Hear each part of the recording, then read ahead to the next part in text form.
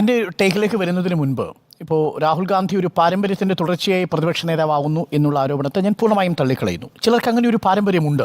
അവർ പ്രധാനമന്ത്രിയാവുന്ന അച്ഛൻ രാജ്യത്തിനു വേണ്ടി ഒരുപക്ഷെ രക്തസാക്ഷിത്വം വഹിക്കുമ്പോൾ ആ കുടുംബത്തിൽ നിന്നൊരാൾ പിന്നീട് അധികാരത്തിലേക്ക് വരും. മറ്റു ചിലർ അധികാരത്തിലിരിക്കുമ്പോൾ ഭാര്യയെ ഉപേക്ഷിച്ചാൽ അതൊരു പ്രധാനപ്പെട്ട വാർത്തയല്ലാതായിത്തീരും.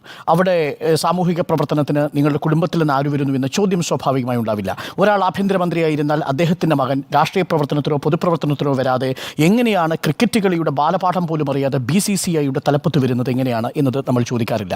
ഈ മന്ത്രിസഭയിലെ 9 പ്രധാനപ്പെട്ട മന്ത്രിമാർ ഡൈനാസ്റ്റി പൊളിറ്റിക്സിൻ്റെ തുടർച്ചയാണെന്നും ഈ സർക്കാരിനെ പിന്തുടർച്ചു നിർത്തുന്ന TDP എന്ന് പറയുന്ന പാർട്ടിയിലെ മകനും അച്ഛനും 2 അധികാര കേന്ദ്രങ്ങളിലെ ശക്തിയാണെന്നും ദേവഗൗഡയുടെ മകനാണ് ഈ സർക്കാരിനെ പിന്തുണയ്ക്കുന്ന കർണാടകയിൽ നിന്നുള്ള പാർട്ടിയുടെ നേതാവെന്നും നമ്മൾ മറന്നുപോകും.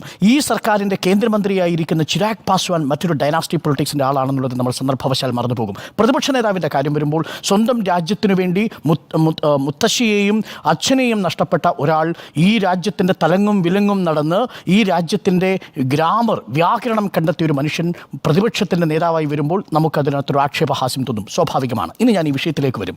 ഈ വിഷയത്തിലേക്ക് വന്നാൽ ഇന്ത്യയെ കേൾക്കുമോ എന്നതാണ് ചോദ്യം. കേട്ടിരിക്കും എന്നതാണ് എൻ്റെ ടേക്ക്. എന്തുകൊണ്ടെന്നാൽ ഇനി കഴിഞ്ഞ 17ാമത്തെ ലോക്സഭയിലെ നാട്യങ്ങളൊന്നും ഇനി ഉണ്ടാവില്ല. 17ാം ലോക്സഭയിലെ ഉഡായിപ്പുകളൊന്നും 18ാം ലോക്സഭയിൽ ആവർത്തിക്കില്ല എന്ന് തന്നെയാണ് ഞാൻ കരുതുന്നത്.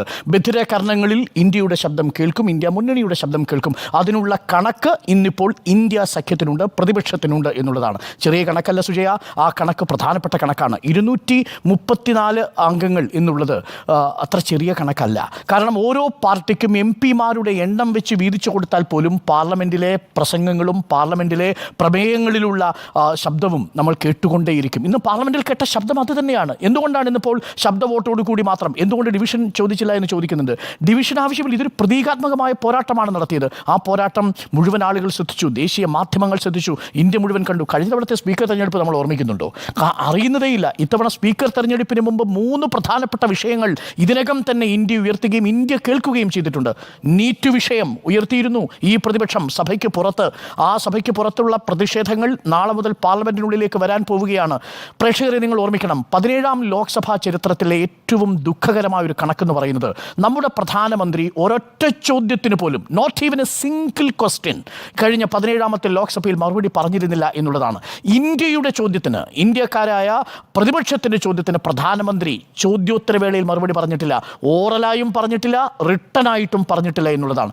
ഇനി പ്രധാനമന്ത്രി മറുപടി പറയേണ്ടി വരും. മണിപ്പൂരിലെ വിഷയത്തിൽ പ്രധാനമന്ത്രിക്ക് സംസാരിക്കേണ്ടി വരും. നീറ്റ് വിഷയത്തിൽ ഹ്യൂമൻ റിസോഴ്സ് മന്ത്രിക്ക് സംസാരിക്കേണ്ടി വരും. നേരത്തെ സൂചിപ്പിച്ചതുപോലെ തിരഞ്ഞെടുപ്പിൻ്റെ ഫലപ്രഖ്യാപന വേളയിൽ എക്സിറ്റ് പോളുകൾ ഉണ്ടാക്കിയിരിക്കുന്ന സ്റ്റോക്ക് മാർക്കറ്റിൻ്റെ വേരിയേഷൻ കുംഭകോണമാണെങ്കിൽ അതിനും മറുപടി പറയേണ്ടി വരും. എണ്ണി ഈ സർക്കാരിനെ കൊണ്ട് മറുപടി പറയിപ്പിക്കാൻ ആവശ്യമായ രാഷ്ട്രീയമായ കരുത്തുമായിട്ടാണ് പ്രതിപക്ഷം പാർലമെൻറ്റിൽ എത്തിയിരിക്കുന്നത് എന്നുള്ളതാണ് എൻ്റെ ആദ്യത്തെ ടേക്ക്. രണ്ടാമത്തെ പ്രധാനപ്പെട്ട കാര്യം നോക്കൂ, ഈ പാർലമെൻറ്റിൽ പ്രതിപക്ഷത്തെ കണക്കിലെടുക്കാതെ നിങ്ങൾക്കൊരു ബില്ല് പോലും ഇനി പാസ്സാക്കാൻ കഴിയില്ല. 17ാം ലോക്സഭയുടെ ചരിത്രത്തിലെ ഏറ്റവും ദുഃഖകരമായ നിമിഷങ്ങളിലൊന്ന് 70% വരുന്ന നമ്മളുടെ പ്രതിപക്ഷത്തിൽപ്പെട്ട അംഗങ്ങളെ 146 പ്രതിപക്ഷ അംഗങ്ങളെയും സഭയിൽ നിന്ന് പുറത്താക്കിയതിനു ശേഷമാണ് ഇന്ത്യയിലെ ഏറ്റവും പ്രധാനപ്പെട്ട ഒരു നിയമനിർമ്മാണം നടത്തിയിരിക്കുന്നത്. എന്താണ്? ക്രിമിനൽ നടപടി ചട്ടങ്ങളുടെ ഭേദഗതി. അതും ആ സമയത്ത് ഒരൊറ്റ പ്രതിപക്ഷ അംഗം പോലും സഭയിൽ ഉണ്ടാവാതിരിക്കാൻ ജാഗ്രത പുലർത്തിയ സർക്കാരാണ്. പക്ഷേ ഇനി അത്തരം ഉഡായിപ്പുകൾ ഇവിടെ നടക്കില്ല. സ്റ്റാൻഡിംഗ് കമ്മിറ്റിക്ക് വിടാതെ 84% ബില്ലുകളും പാസ്സാക്കിയ സർക്കാരാണ് 17ാം ലോക്സഭയിൽ ഉണ്ടായിരുന്നത്. 18ാം ലോക്സഭയിലേക്ക് വരുമ്പോഴോ സ്റ്റാൻഡിംഗ് കമ്മിറ്റിക്ക് വിടാൻ നിർബന്ധിതമാവുന്ന സാഹചര്യം ഉണ്ടാവും.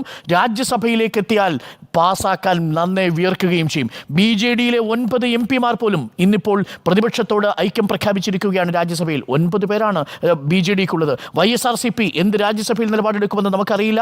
സ്പിരിറ്റ് ഓഫ് CBI എന്ന് നമുക്ക് വിശേഷിപ്പിക്കാവുന്ന ഒരു സ്പിരിറ്റ് പ്രവർത്തിക്കുന്നത് കൊണ്ടാണോ ഇത്തവണ YSRCP ഓം ബിർളയ്ക്ക് അനുകൂലമായി ലോക്സഭയിൽ പിന്തുണ നൽകിയതെന്നറിയില്ല. പക്ഷേ രാജ്യസഭയിലേക്ക് വരുമ്പോൾ കാര്യങ്ങൾ കടുക്കും. അതുകൊണ്ട് ലോക്സഭയിലാണെങ്കിലും എണ്ണത്തിലാണെങ്കിലും ശരി, രാജ്യസഭയിലാണെങ്കിലും എണ്ണത്തിലാണെങ്കിലും ശരി, ഇന്ത്യയുടെ ശബ്ദം ശബ്ദം പാർലമെന്റിൽ മുഴങ്ങിക്കേൾക്കുക തന്നെ ചെയ്യും. ആൻഡ് നമ്പർ 3, ഇനി സഭയ്ക്ക് പുറത്തും ശക്തമാണ്. ഈ മാധ്യമങ്ങളിലൂടെ ആണെങ്കിലും ഇതൊരു പ്രതീകാത്മകമായ ചില ദൃശ്യങ്ങൾ കൂടി നമ്മൾ ഇന്ന് കണ്ടു. സഭയിൽ വളരെ സന്തോഷത്തോടു കൂടി വളരെ ഊഷ്മളമായ ഹസ്തദാനം കൊടുത്തിട്ടാണ് രാഹുൽ ഗാന്ധി സ്പീക്കറെ ഇരിപ്പിടത്തിലേക്ക് ആനയിക്കുന്നത്. പ്രധാനമന്ത്രിക്കൊപ്പം ആലിംഗനം ചെയ്തു പ്രധാനമന്ത്രിയെ കഴിഞ്ഞ തവണ, അത് നമ്മൾ കണ്ടു. പക്ഷേ എന്നിട്ടും ഒന്നും നടന്നില്ല. ആ പ്രധാനമന്ത്രി പ്രതിപക്ഷം പറഞ്ഞത് കേട്ടില്ലെന്ന് മാത്രമല്ല, പ്രതിപക്ഷത്തെ പൂർണ്ണമായും പുറത്താക്കി. മഹുവ മൊയ്ത്രയെ എങ്ങനെയാണ് പുറത്താക്കിയത് നമ്മൾ കണ്ടതല്ലേ. ഇന്നിപ്പോൾ എന്താ രാഷ്ട്രീയത്തിലെ കാവ്യനീതി പോലെ മഹുവ മൊയ്ത്ര വലിയ ഭൂരിപക്ഷത്തോടു കൂടി പാർലമെന്റിലേക്ക് തിരിച്ചു വരികയും മഹുവ മൊയ്ത്രയെ പുറത്താക്കാനുള്ള അൺഎത്തിക്കലായി തീരുമാനമെടുത്ത എത്തിക്സ് കമ്മിറ്റിയുടെ അധ്യക്ഷൻ സ്വന്തം മണ്ഡലത്തിൽ തോറ്റമ്പിയിരിക്കുകയും ചെയ്യുന്ന കാഴ്ച നമ്മൾ കണ്ടു. ആ കാഴ്ചകൾക്കെല്ലാം എണ്ണി എണ്ണി മറുപടി പറയുന്നൊരു സാഹചര്യം ഇനിയുണ്ടാവും. 18ാം ലോക്സഭയിലേക്ക് വരുമ്പോൾ പാർലമെന്റിന്റെ എത്തിക്സ് കമ്മിറ്റിയിൽ പ്രതിപക്ഷത്തിന്റെ അംഗസംഖ്യ ഉണ്ടാവും, പ്രതിപക്ഷത്തിന്റെ ചോദ്യങ്ങൾ ഉണ്ടാവും. നിങ്ങൾക്ക് പ്രതിപക്ഷാംഗങ്ങളെ നിങ്ങൾക്ക് അങ്ങനെ പുറംതള്ളാനുള്ള സാധ്യതയുണ്ടാവില്ല. അതിന് അംഗബലമുള്ള എണ്ണബലമുള്ള ഒരു ലോക്സഭയാണ് നമ്മുടെ മുൻപിൽ വന്നിരിക്കുന്നത്. അതുകൊണ്ട് തന്നെ ഇന്ത്യയുടെ ശബ്ദം ഈ പാർലമെന്റിൽ പ്രതിഫലിക്കുമെന്ന കാര്യത്തിൽ സംശയമില്ല. ഇനിയാണ് നേരത്തെ സുജയ് സൂചിപ്പിച്ചതുപോലെ രാജ്യത്തെ ഏറ്റവും പ്രധാനപ്പെട്ട ഭരണഘടനാ സ്ഥാപനങ്ങളിലേക്കും സ്റ്റാറ്റ്യൂട്ടറി സ്ഥാപനങ്ങളിലേക്കുമുള്ള തലവന്മാരെ തിരഞ്ഞെടുക്കുമ്പോൾ സ്വാഭാവികമായും ഇനി ഒരു പ്രതിപക്ഷ ശബ്ദം അവിടെ കേൾക്കും. അവിടെ പ്രതിപക്ഷം എന്താണ് അവിടെ സംഭവിച്ചത് എന്നുള്ളത് പ്രതിപക്ഷം കൃത്യമായി പ്രതിപക്ഷ നേതാവ് പറയും. നമ്മളുടെ മുമ്പ് തെരഞ്ഞെടുപ്പ് കമ്മീഷനെ തീരുമാനിക്കുമ്പോൾ, നമ്മളുടെ CBI തലവനെ തീരുമാനിക്കുമ്പോൾ, വിജിലൻസ് കമ്മീഷണറെ തീരുമാനിക്കുമ്പോൾ, നാഷണൽ ഹ്യൂമൻ റൈറ്റ്സ് കമ്മീഷണറെ തീരുമാനിക്കുമ്പോൾ ഒക്കെ പ്രതിപക്ഷത്തിന്റെ ശബ്ദം അവിടെ ഉണ്ടാവും.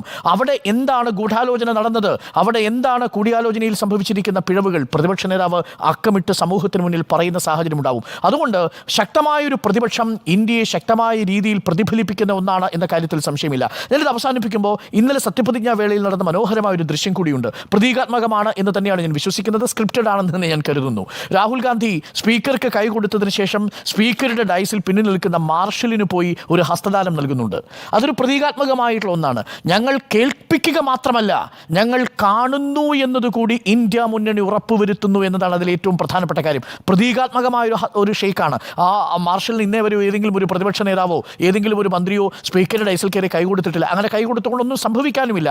പക്ഷേ അതൊരു പ്രതീകാത്മകമായി ഞങ്ങൾ മാറുന്നു എന്ന സൂചനയാണ് രാഹുൽ ഗാന്ധി സ്പീക്കറിൻ്റെ ചേംബറിൽ പിൻവശത്തേക്ക് പോയി മാർഷലിന് കൈ കൊടുത്തു പോകുന്ന ഒരു ചിത്രമുണ്ട്. ഇന്നലെ സത്യപ്രതിജ്ഞാ വേളയിൽ കണ്ട ചിത്രമാണ്. മനോഹരമായ ചിത്രമാണ്. അതൊരു സൂചനയാണ്. അതുകൊണ്ട് ഇന്ത്യയെ കേൾക്കാൻ വേണ്ടിയുള്ള ശബ്ദം ഇന്ന് ഇന്ത്യ മുന്നണിക്കുണ്ട് എന്നതാണ് പ്രധാനപ്പെട്ട കാര്യം. അതേപോലെ ഇന്ത്യയെ കാണാൻ കഴിയുന്ന ഒരു സംവിധാനമായി ഈ 2024-29 പാർലമെന്റും സർക്കാരും മാറും. അതിന് പ്രതിപക്ഷം അതിനുള്ള കരുത്ത് നൽകും എന്നാണ് എൻ്റെ വിശ്വാസം. അങ്ങനെ ക്രിയാത്മകമായ വളരെ ചൂടേറിയ രാഷ്ട്രീയ സംവാദങ്ങൾക്ക് പാർലമെന്റ് സാക്ഷ്യം വഹിക്കട്ടെ എന്ന് നമ്മൾ ആശംസിക്കുക കൂടി ചെയ്യുന്നു. കഴിഞ്ഞ തവണത്തെ പോലെ അത്ര എളുപ്പമായിരിക്കില്ല ബിർളയ്ക്ക് കാര്യങ്ങൾ എന്നുകൂടി ഞാൻ പറയുന്നു.